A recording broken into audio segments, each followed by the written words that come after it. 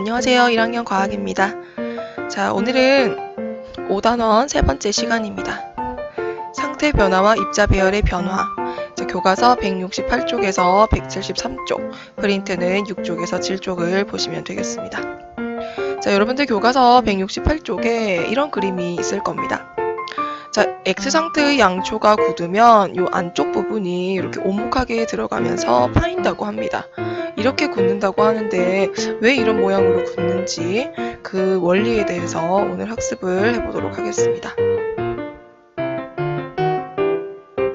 상태 변화 시 우리가 질량과 부피를 측정을 해보고 이것을 입자 모형으로 설명을 해보도록 하겠습니다. 자, 우리 지난 시간까지 공부했던 내용을 복습을 해보도록 하겠습니다. 자, 우리 주변에 있는 물질들은 고체, 액체, 기체 세 가지 상태가 존재하고 이때 이 상태들이 계속 그대로 유지가 되는 것이 아니고 특별한 조건에서는 상태가 변화한다. 즉 상태 변화가 일어난다고 했습니다. 자, 첫 번째, 액체가 기체로 끓는 현상 또는 증발하는 현상 이런 거 뭐라고 하죠?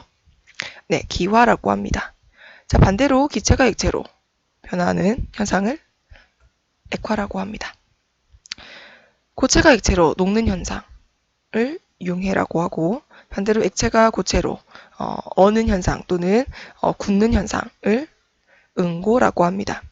그리고 고체에서 기체, 기체에서 고체, 액체를 거치지 않고 바로 변하는 것을 승화라고 합니다. 자, 이때 각각의 그 상태의 입자 모형을 보시면은 고체는 이렇게 입자 간의 거리가 매우 가깝고 단단하게 연결이 되어 있다. 그리고 액체는 고체보다는 조금 더 자유로워졌고 조금 더 불규칙하게 그리고 조금씩 움직일 수 있죠. 자, 액체에서 기체가 되면은 자, 입자 간의 거리가 매우 멀어지고 그리고 입자의 운동이 매우 활발해진다. 매우 불규칙하게 바뀝니다. 자, 이렇게 이제 고체, 액체, 기체 사이에 이러한 상태 변화가 일어날 때, 이 입자들의 그 성질, 입자의 종류는 변함이 없습니다. 입자는 그대로, 입자 자체는 그대로, 대신에 뭐가 바뀐다? 입자 배열만 달라질 뿐이다.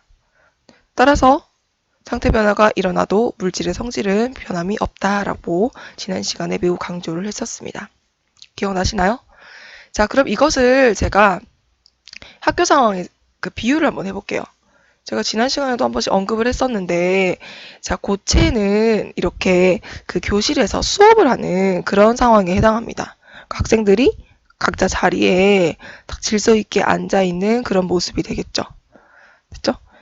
자, 그리고 액체 상태는 이제 쉬는 시간이 되었습니다. 그래서 교실 안에서 어느 정도 자유롭게 퍼져 있는 그런 상태가 되겠고, 기체는 체육 시간에 이제 교실 바깥에 운동장에 나가서 멀리 퍼져서 매우 자유롭게 움직이고 있는 그런 상황이 되겠습니다.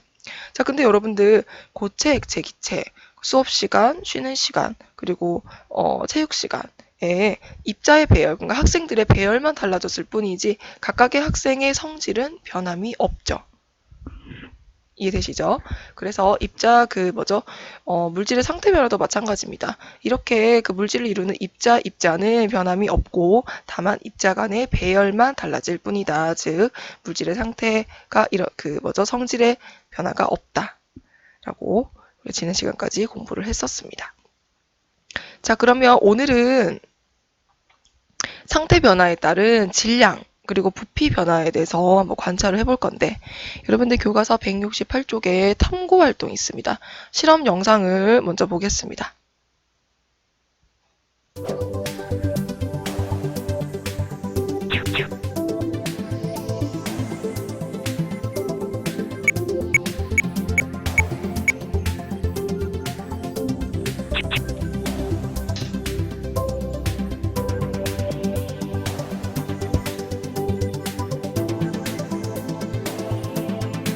마개를 꼭 닫고 질량을 측정을 해보았더니 171.47g이 나왔습니다.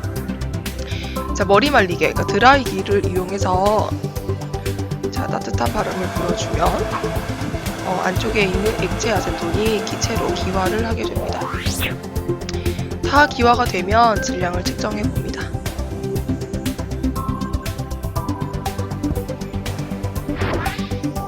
아까와 똑같죠? 171.47g이 나왔습니다. 그래서 기화 전이나 기화가 다 된 후나 질량에는 변함이 없다.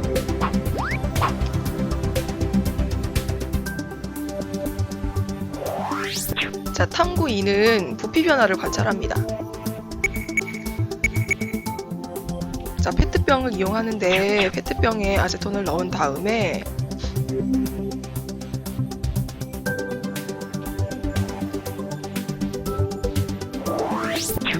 자, 페트병을 눌러서 찌그러뜨립니다. 공기를 쫙 빼서 부피를 아주 작게 만드는 거죠. 뚜껑을 꼭 닫습니다. 그 다음 마찬가지 드라이기를 이용해서 따뜻한 바람을 불어주면 이제 안쪽에 있는 액체 아세톤이 기체로 기화를 하겠죠. 자, 기화가 되는 모습을 보세요. 페트병이 점점 커지고 있습니다.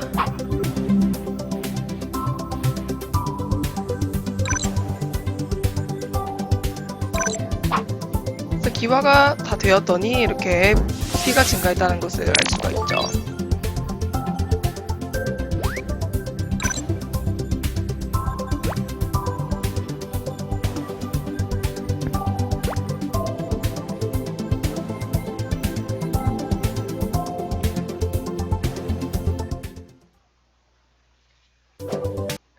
자, 168쪽에 여러분들 탐구 1에 이제 그 기록을 좀 하면서 다시 한번 보겠습니다.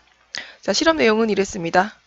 우선 이제 그 삼각 플라스크에 아세톤 액체를 넣고 자, 뚜껑을 마개를 잘 막은 다음에 전자저울에 올려놓고 질량을 측정을 했습니다.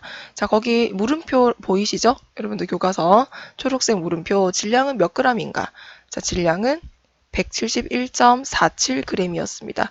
여기 기록을 좀 하겠습니다. 질량 171.47g. 자, 그 다음에 이제 드라이기로 따뜻한 바람을 불어줬더니 이제 안쪽에서 기화가 일어났습니다. 기체 상태로 날아갔죠. 다 기화가 된 후에 질량을 측정하였더니 마찬가지 적어볼게요. 질량은 몇 g인가? 171.47g이 나왔습니다. 자, 액체 상태일 때와 그리고 기체, 기화가 다 된 후에, 그러니까 상태 변화 이후에도 질량이 변화가 없죠. 자, 두 번째 탐구입니다. 이번에는 부피 변화를 관찰하기 위해서 그 페트병을 이용합니다. 자, 아세톤 넣은 다음에 이렇게 찌그러뜨려서 자, 공기를 뺀 후에 뚜껑을 꼭 닫고 마찬가지 기화를 시키게 되면은 이런 식으로 부풀어 오르게 되죠. 거기 기록을 해볼까요? 세 번째 그림 밑에 자, 초록색 물음표. 페트병은 어떻게 되는가? 페트병이 부풀어 올랐다. 이해되시죠? 자, 그러면 정리하기를 보겠습니다. 정리하기 1번. 탐구 1과 2에서 아세톤의 상태는 각각 어떻게 변하는가? 탐구 1과 2. 아세톤은 액체에서 무슨 상태로 변했죠? 액체에서 기체로 변했다. 자, 이것을 상태 변화, 이름. 상태 변화를 뭐라고 하죠? 액체에서 기체로 변하는 것을 기화라고 합니다. 기화가 된 것입니다. 자, 2번.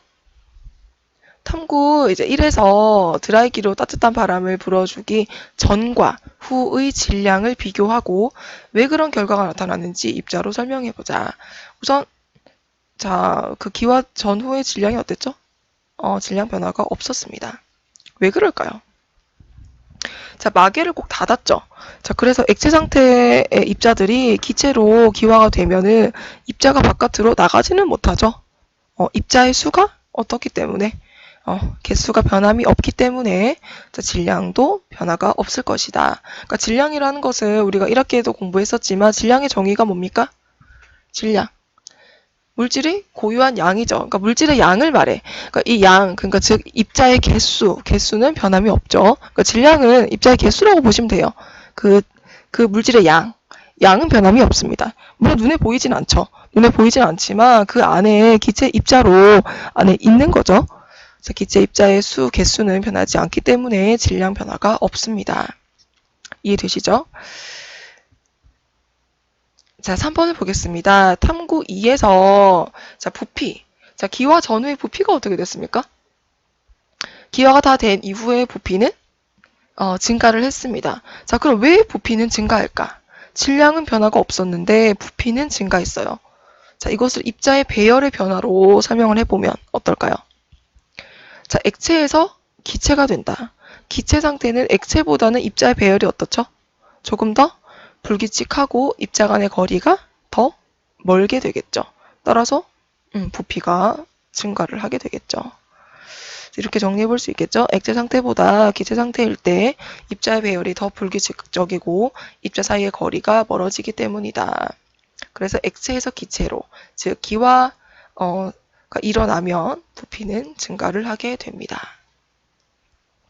그 내용을 4번에서 이제 모형으로 한번 그려보자. 자, 여러분들 모형 한번 그려볼게요. 자, 우선은 이제 왼쪽은 그 기화 전이죠. 액체 상태의 아세톤 입자가 이렇게 그려진다면, 자, 기화가 다 일어난 이후에 그 기체 상태일 때는 어떻게 그림을 그리면 될까요? 그림을? 이런 식으로 그림을 그려보면 되겠죠. 자, 여기서 중요한 점은 무엇일까요? 중요한 점은 제가 항상 이제 입자 모형 그릴 때 강조를 하는데, 지금 뚜껑이 닫혀 있습니다.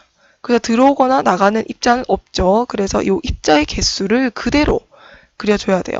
입자 개수를 세보면 15개가 나옵니다. 그래서 여기 오른쪽 그림에도 입자를 15개를 그리는데, 기체일 때는 액체랑은 다르게 매우 불규칙하고, 그리고 입자 간의 거리가 멀어지게, 이런 식으로 골고루 퍼지게 이렇게 그림을 그리면 되겠습니다. 근데 여기서 이제 또 중요한 거는 이 아세톤 입자 있죠. 입자의 종류가 바뀌면 되나요? 입자 종류도 그대로 변함없어야 되죠. 그래서 갑자기 크게 그리거나 또는 갑자기 작게 그리면 안 됩니다. 최대한 이것과 비슷하게, 그렇죠? 입자의 크기 또는 입자의 종류, 입자 자체는 변함없이 그림을 그려줘야 됩니다. 되시겠죠? 자, 이렇게 해가지고 이제 아세톤의 기화, 그 상태 변화에서 그 질량과 부피를 우리가 관찰을 하고 이것을 입자로 한번 설명을 해봤습니다. 교과서 170쪽으로 가서 이 내용을 정리를 해보도록 하겠습니다. 자, 교과서 170쪽 본문 보겠습니다. 상태가 변할 때 입자 배열은 어떻게 변할까? 탐구에서 아세톤이 기화할 때 질량은 변하지 않지만 페트병이 부풀어 오르는 것으로 보아 부피가 늘어났음을 알 수 있다. 이와 같이 다음부터 밑줄을 치겠습니다. 물질의 상태 변화가 일어나면 물질의 고유한 성질과 질량은 변하지 않고 부피만 달라진다. 이것은 상태 변화가 일어날 때 밑줄 치겠습니다. 물질을 이루는 입자의 종류, 크기, 개수 등은 변하지 않고 입자 배열이 달라지기 때문이다. 자, 밑에 그림 5-8은 물질의 상태가 변할 때 입자의 배열이 달라지는 것을 나타낸 것입니다. 같이 한번 볼게요. 자, 고체, 액체, 그리고 기체 상태의 입자 배열입니다. 자, 여기서 이제 고체에서 액체로 가는 상태 변화. 이름이 뭐죠? 고체에서 액체로? 융해가 되겠죠. 자, 융해에서는 부피가 어떻게 변할까요? 고체에서 액체로. 기체 입자 간의 배열이 더 멀어지게 되죠. 즉, 부피가 증가를 하게 됩니다. 또 반대로 액체에서 고체로 가면 응고라고 하는데, 응고할 때는 부피가 감소하게 되겠죠. 자, 여기 기체에서 액체로 가는 상태 변화, 액화일 때는 입자 간의 거리가 좁아지기 때문에 부피가 감소하고, 반대로 액체가 기체로 변하는 기화할 때는, 기화 현상에서는 입자의 배열이 더 멀어지기 때문에, 입자 간의 거리가 멀어지기 때문에 부피가 늘어날 겁니다. 자, 그리고 기체에서 고체 상태 변화, 승화에서도 부피가 감소할 것이고, 반대로 고체가 기체로 되는 승화에서는 부피가 증가를 하게 되겠죠. 지금 이 상황 있죠? 옆에 문제 있는데 고체가 기체가 되는 이 승화에서 가장 부피가 크게 증가를 하게 되겠죠. 됐죠? 자, 위에 본문에서 보시면은 여기 밑줄을 치겠습니다. 일반적으로 융해, 기화, 고체에서 기체로의 승화가 일어날 때는 입자 사이의 거리가 멀어지면서 부피가 늘어난다. 반대로 응고, 액화, 기체에서 고체로의 승화가 일어날 때는 입자 사이의 거리가 가까워지면서 부피가 줄어든다. 일반적으로입니다. 일반적으로. 그러니까 모든 물질이 그런 것은 아니고, 가장 대표적으로 이제 우리 주변에서 볼 수 있는 물의 경우에는 응고를 할 때 부피가 줄어드는 게 아니고 반대로 늘어납니다. 여러분들 그 물을 얼리면 그 약간 부피가 팽창합니다. 아시죠? 그래서 물이 우리 주변에 가장 흔한 물질인데 이 흔한 물질이 지금 일반적인 이러한 내용과 반대로 부피가 늘어나기 때문에 조금 헷갈려하는 친구들이 많습니다. 그래서 그 내용에 대해서 조금 더 보도록 하겠습니다. 171쪽에 가보면 지금 여기 제가 보는 교과서랑 여러분들 보는 교과서가 조금 다릅니다. 이 화면 구성이 좀 다른데 그 171쪽에 오른쪽에 보시면은 5개년 바로잡기라고 보이시죠? 자, 이거. 자, 5개년 바로잡기를 보시면은, 자, 보통 물질이 일반적으로 응고를 할 때, 액체에서 고체로 이제 상태 변화를 할 때는, 입자 간의 거리가 더 좁아지기 때문에, 가까워지기 때문에 부피가 줄어든다라고 이야기했습니다. 근데, 자, 물은 예외입니다. 물이 이제 응고라고 하는 것은 물이 어는 거죠. 물이 얼음으로 얼 때 부피 늘어납니다. 여러분들 이거 알고 계시죠? 자, 유리병에 이제 물을 가득 채워서 뚜껑을 닫고 냉동실에 넣어두면 이런 식으로 물이 얼면서 팽창합니다. 부피가 늘어나면서 유리병이 깨지게 됩니다. 이해되시죠? 자, 물을 우리가 페트병에 이렇게 가득 채워서 이것을 냉동실에 넣고 얼리면은 이런 식으로 병이 빵빵해집니다. 어떤 건지 아시죠? 경험이 많을 건데 바닥이 이렇게 빵빵해져서 잘 이렇게 세워지지 않는 그런 경험을 해보셨을 겁니다. 또는 아까 봤던 것처럼 이제 유리병 속에 들어있는 이 음료수를 얼리게 되면은 이런 식으로 팽창을 하고 깨지게 될 수도 있습니다. 자, 이렇게 이제 물은 예외적으로 응고를 할 때, 즉, 그 물이 얼음으로 얼 때 부피가 팽창을 합니다. 왜냐하면 이것도 마찬가지 그 입자 모형으로 설명을 해볼 수 있습니다. 물의 입자 모형을 좀 보여드리겠습니다. 자, 지금 보시면은, 이거는 우리가 지금까지는 사실 1학년이라서 입자를 그냥 동그랗게 그림을 그렸습니다. 그냥 동그랗게. 사실은, 그 물질들이 동그랗게 생긴 게 아니에요. 실제로는 물 같은 경우는, 자, 이렇게 산소라고 하는 원소, 그리고 수소라고 하는 원소, 그래서 산소 원자 하나에 수소 원자 두 개가 결합해 있는 이러한 그 입자가 실제 물의 입자예요. 근데 우리가 이게 너무 복잡하니까 1학년 수준에서는 이걸 좀 쉽게 표현을 하려고 그냥 동그라미로 표현을 한 겁니다. 동그라미 하나로. 근데 이제 실제로는 이제 물이 이런 식으로 생겼어요. 자, 근데 물의 그 액체 상태 있죠? 자, 액체일 때는 그러니까 물이죠. 물일 때의 입자 모형을 보면은 이렇습니다. 그러니까 여기 물, 입자, 요걸 하나라고 보면 되겠는데 요 하나하나가 이런 식으로 매우 가깝게 배열을 하고 있죠. 자, 근데 이제 얼음의 그 입자 모형을 보면 좀 독특합니다. 물은 이런 식으로 얼음은 이렇게 배열을 합니다. 어떻게 배열한 거냐면 이 물 분자, 이 물 입자 하나하나가 이렇게 빼곡히 단단하게 연결된 게 아니고 이런 식으로 육각형 모양을 만들어요. 육각형. 중간에 구멍이 뻥뻥 생기는 거예요. 육각형 모양으로. 물은 왜 이래요? 물은 이 분자의 특징이 그래. 이 물의 그 특징이 그렇습니다. 뭐 수소 결합이라고 하면서 나중에 고등학교 가면 배울 텐데 얘들은 원래 특징적으로 이렇게 얼음이 될 때는 입자가 이런 식으로 배열을 하면서 육각형 모양을 만들어내요. 그러다 보니까 이 액체인 물보다 이 고체인 얼음이 중간중간에 뻥뻥 이렇게 빈 공간이 생기면서 훨씬 더 부피가 커지게 됩니다. 이해되시나요? 그러니까 물의 예외적인 겁니다.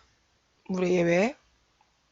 이런 식으로 이제 액체가 고체 상태로 응고가 일어날 때, 이 중간중간에 육각형 모양으로 구멍, 빈 공간이 생기기 때문에 부피가 더 커진다. 그래서 물은 예외적으로 응고를 할 때 부피가 늘어나게 됩니다. 근데 이게 좀 많이 오해를 많이 합니다, 친구들이. 왜냐면은 우리 주변에 가장 흔한 물질이 물이니까 항상 물을 가지고 설명을 하거든요.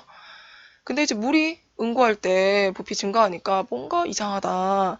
뭐가 이상한데? 헷갈리는 친구들이 많습니다. 근데 물이 예외예요. 물. 그죠? 가장 흔한 물이 사실은 이것뿐 아니라 다른 어떤 성질들도 예외적인 게 좀 많습니다. 물이. 이해되시죠? 그래서 이제 우리가 그 상태 변화할 때 그 응고할 때 액체가 고체로 변할 때 부피가 늘어난다라고 하는 것은 보통 일반적으로라는 말이 붙어야 돼요. 왜냐하면 물과 같은 예외적인 물질이 있기 때문에요. 이해되시죠? 자, 그리고 이거는 이제 교과서에는 따로 제시가 되어 있는 실험은 아닌데, 자, 양초의 상태 변화에 대해서 조금 추가적으로 보도록 하겠습니다. 양초가 뭔지는 아시죠? 자, 양초가 이제 가열을 하면 융해가 되고, 이것이 다시 이제 식으면 응고가 됩니다. 이때 상태 변화할 때 부피 변화를 좀 관찰을 하는 실험입니다. 이 영상은 윤건이라고 하는 선생님께서 유튜브에 올려놓으신 영상인데 출처를 밝히겠습니다. 자, 영상 한번 보겠습니다.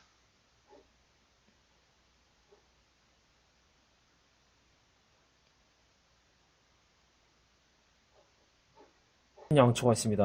녹인 양초 끔찍하게 녹아붙어 있습니다. 자, 지금 양초를 녹이고 있습니다. 녹이니까 투명한 액체가 되죠. 지금 이 상황이 고체가 액체로 녹는 융해, 지금 융해라는 상태 변화가 일어나고 있는 거예요. 자, 투명한 액체로 다 변했습니다. 자, 이것을 이제 종이컵에 넣고 이제 시간이 지나면서 이제 식겠죠. 식어서 이제 굳어집니다. 응고가 일어나고 있는데 이 응고가 일어날 때 부피 변화를 좀 보세요. 잘 보이시나요? 자, 지금 굳고 있는데 응고가 되고 있는데 안쪽이 쑥 움푹 들어가고 있습니다. 손가락 넣어보면 들어가죠.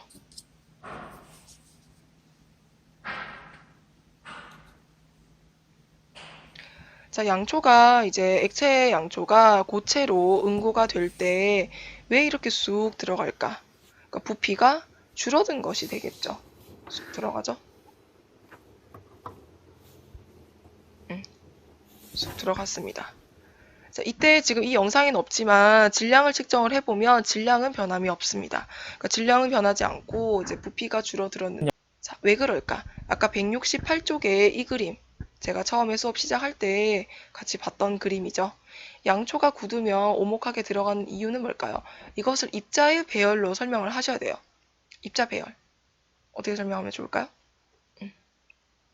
액체에서 고체로 상태 변화할 때, 즉 응고가 될 때 입자 배열이 자, 고체니까 규칙적으로 그리고 입자 사이의 거리가 더 가까워지기 때문에 부피가 감소하게 됩니다.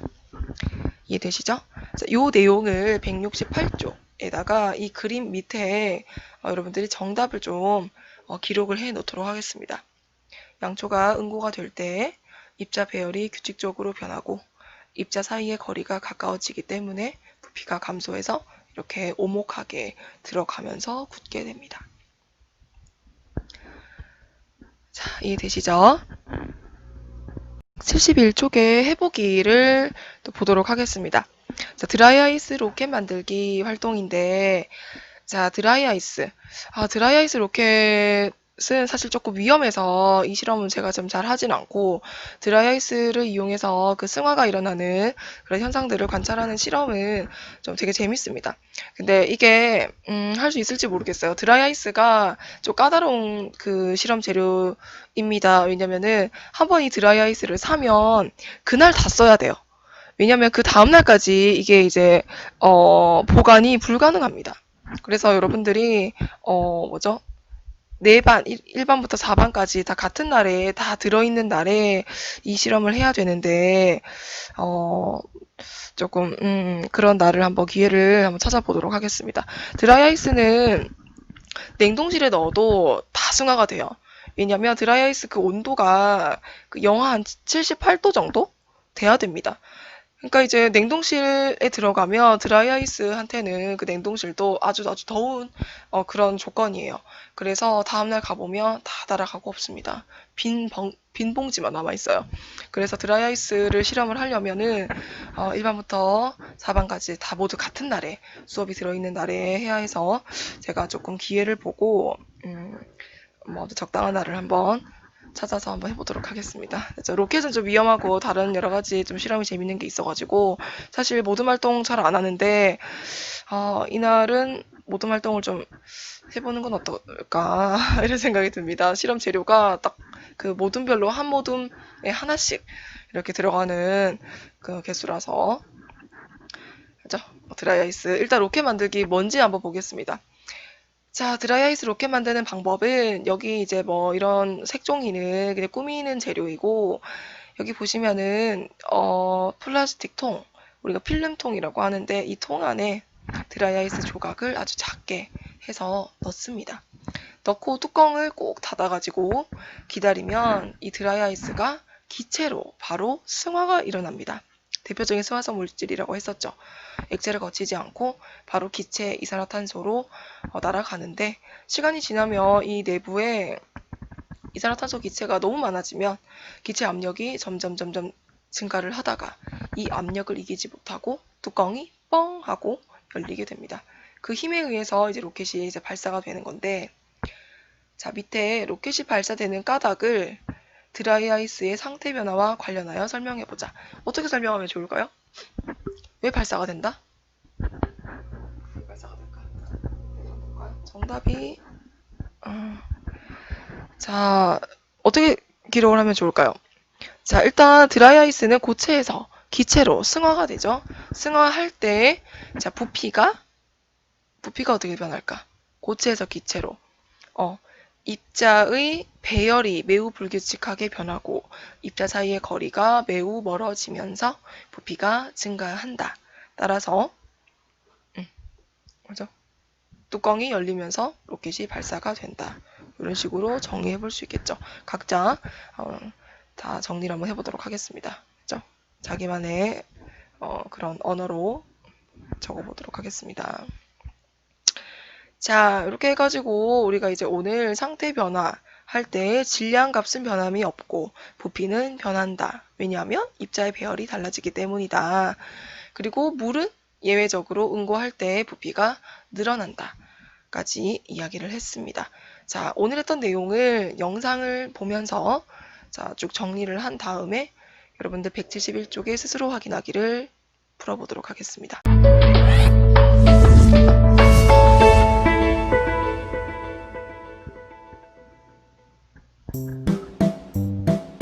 고체 상태인 드라이아이스를 지퍼백에 넣고 따뜻한 곳에 두면 드라이아이스가 기체 상태로 변하면서 지퍼백이 빵빵하게 부풀어 오릅니다.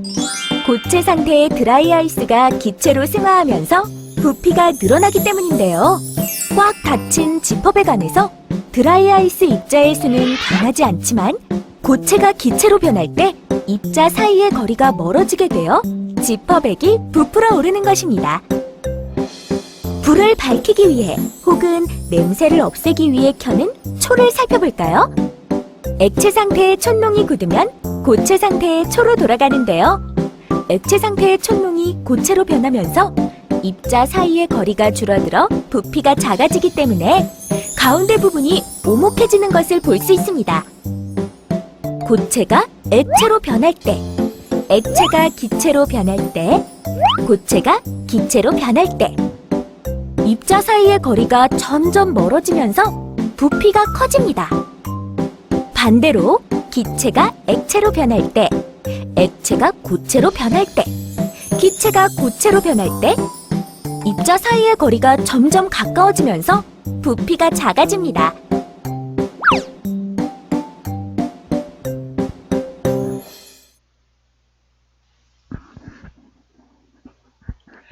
자, 교과서 171쪽 스스로 확인하기를 보겠습니다. 1번. 자, 물질의 상태가 변해도 질량, 부피 둘 중에 하나는 변하지 않아요. 뭐가 변하지 않는다? 질량은 변하지 않는다. 왜냐하면 입자의 개수 또는 입자의 그 자체의 크기 이런 것들은 변함이 없기 때문이죠. 자, 2번 물질의 상태 변화 중에 부피가 늘어나는 상태 변화를 모두 쓰시오. 자, 부피가 늘어난다는 것은 입자의 배열이 불규칙하게 변하는 경우, 입자의 거리가 멀어지는 경우를 찾으면 되겠죠? 어떤 게 있을까요? 기화, 융해, 그리고 고체에서 기체로 변하는 승화, 세 가지가 되겠죠. 자, 마지막 3번 문제입니다. 자, 우리 선조들이 그 금속 활자를 만들기 위해서 글자 모양의 주조 틀에 금속을 녹인 액체를 부어서 굳혀서 이 금속 활자를 만들었다고 해요. 자, 그런데 내가 원하는 크기의 그 금속 활자, 그러니까 글자 크기, 내가 원하는 글자 크기를 얻으려면 주조 틀의 글자 크기는 어떻게 만들어야 할까? 자, 지금 이 문제가 이해가 되시나요? 그러니까 내가 원하는, 그러니까 금속 활자가 뭐냐면은 금속으로 그 판을 만드는 거죠. 글자를 새긴 판. 그걸 활자라고 하는데 그 판을 만들어서 이제 그 뭐죠? 잉크라고 해야 되나요? 그때 먹인가요? 먹을 칠해서 그걸 종이에 탁 찍으면은 이제 책이 만들어지는 거죠. 자, 근데 내가 원하는 크기의 그 글자 크기를, 내가 원하는 글자 크기가 있는데, 그럼 그 크기의 글자를 얻으려면 금속 활자의 그 주조 틀의 크기는 어떻게 해야 되는가? 이거예요. 이해되시나요? 자, 관련해서 일단은 금속 활자를 어떻게 만드는지 그 영상을 좀 준비를 했습니다. 영상을 좀 볼게요.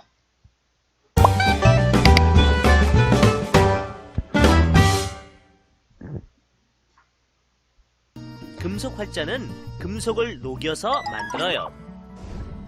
이렇게 벌집을 녹여서 나온 밀랍으로 밀랍자를 만들고요. 글자본을 뒤집어 붙인 다음 글자 모양대로 한자 한자 볼록하게 깎아요. 이걸 밀랍 활자라고 해요. 밀랍 활자는 이렇게 연결한 다음 황토와 모래를 반죽해서 감싸 바르고 잘 말려서 불에 구워주죠. 그럼 밀랍이 녹아 없어진답니다. 밀랍이 녹은 주형에 금속을 녹여서 넣고 단단히 굳힌 다음 흙으로 만든 틀을 깨트리면 우와, 글자가 보여요.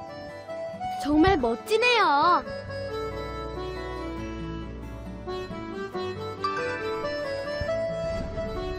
이렇게 완성된 금속 활자를 활자판에 모아서 글을 만들고요.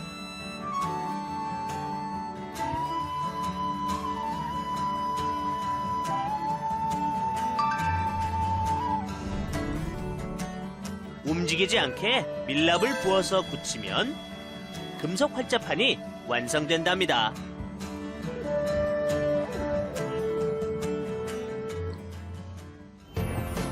자, 드디어 금속 활자판 완성! 뭐 금속 활자를 만드는데 굉장히 번거로운 그런 단계들이 있죠. 자, 지금 보시면 제가 이제 금속 활자 제작 과정을 다시 한번 정리를 해봤습니다. 우선 여기를 보면은 이제 활자의 모양이 될 글씨를 씁니다. 글씨를 쓴 다음에 그 밀랍에 그 글자를 뒤집어서 붙여가지고 이렇게 좌우가 바뀐 글자를 새기게 됩니다. 조각을 해서. 자, 그 다음에 이제 여기 그 기둥 모양의 틀에다가 이 조각한 밀랍을 넣고 그 물을 부어가지고 굳힙니다. 아까는 뭐 이렇게 진흙 같은 걸 붙였죠. 진흙. 그 다음에 이것을 이제 가마에 구워가지고 자, 그 안쪽에 있는 이제 그 밀랍을 녹입니다. 그죠? 자, 가열을 하면 이제 진흙은 굳고 안쪽에 있는 이 밀랍은 녹겠지. 자, 그러면 이 밀랍이 녹은 자리에다가 쇳물 있죠. 쇠를 녹여서 물로 만든 거. 쇳물을 붓고 식힙니다. 자, 그러면 이제 다 굳어져가지고 만들어진 금속 활자에다가 이제 그 흙을 제거를 하고, 그죠? 그 흙을 제거하면 안쪽에 그 아까 쇳물을 부은 그 틀, 그 금속 활자가 나오게 되겠죠. 여기에다가 이제 이거를 이제 먹을 묻혀가지고 종이에 찍어내면 이제 글자가 똑바로 보이게 됩니다. 됐죠? 자, 그러면은 다시 문제를 보겠습니다.